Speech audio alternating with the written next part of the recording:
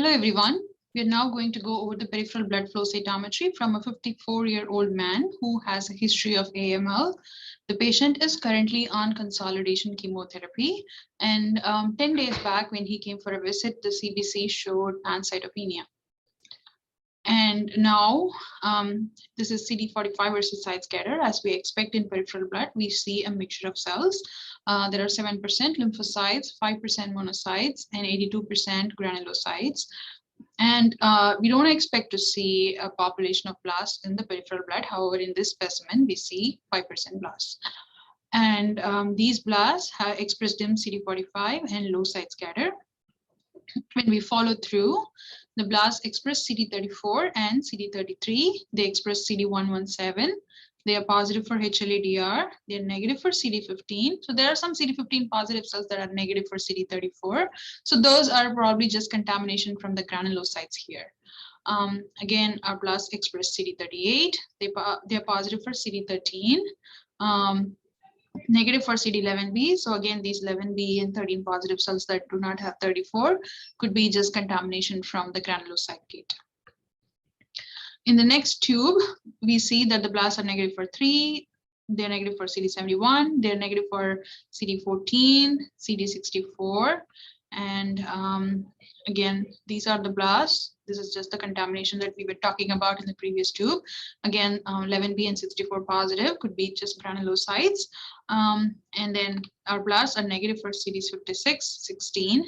They are negative for the T cell markers in the next tube, CD2, CD3 is negative. They're negative for CD4 and CD8. Again, they're negative for CD7. And they're negative for the B cell markers, CD19, CD10, and CD20. Once again, they're negative for CD71. So the blasts are 5%, that is a large number as far as peripheral blood is concerned, but they do not have any aberrant expression. They have just a normal myeloid markers and no other lineage markers and no aberrant expression. Now, when we go to the granulocytes, in the peripheral blood, we only expect the mature neutrophils to be there, sometimes bands. And even if it is more than 10% bands, there are policies in some states and some centers that to give an alert, because when you see more than 10% band, it could be an indication of sepsis. I'm saying this because normally in a peripheral blood, you will not see you'll only be seeing the CD10 and 16 positive mature neutrophils in flow cytometry. You will not see this Nike swoosh that you see in the bone marrow. This Nike swoosh indicates there is a considerable left shift in the specimen. So if you remember in the myeloid maturation and also in some other chapters like CML, we saw that the promyelocytes sit here where they are positive for CD13 bright, negative for CD16, and the myelocytes lose CD13 and they are negative for CD16, and the metamyelocytes gain the CD16 and 13, and bands and neutrophils are bright positive for 13 and 16. So in a normal bone marrow, however, we would expect the myeloid cells to completely lose CD13 when they reach the a myelocyte stage. I mean, not completely lose, at least become considerably dim. So they would be like it would be like kind of this way. You will see them sitting here. Here, you don't see a significant loss of CD13. So that is one thing different. The other thing is you should not see anything beyond the band form stage at all in peripheral blood. So when you see that, that is another abnormality that you see. And again, 11B versus 16 shows the cells that are in various stages of maturation along with mature neutrophils. And when you follow through the monocytes are normal. They are positive for 14 and 64. They don't express CD34. There may be a dim 56, but mostly negative. They have CD11B and they have CD13. And there is a small subset of reactive monocytes that are CD16 positive. So reactive monocytes can be positive for CD16, and sometimes reactive monocytes can also express 56. Although we associate 56 with aberrant expression, sometimes it can be seen in reactive populations also. And monocytes express the brightest CD33 and HLA-DR, so that's also normal. So one thing so far that we saw abnormal is increase in blasts.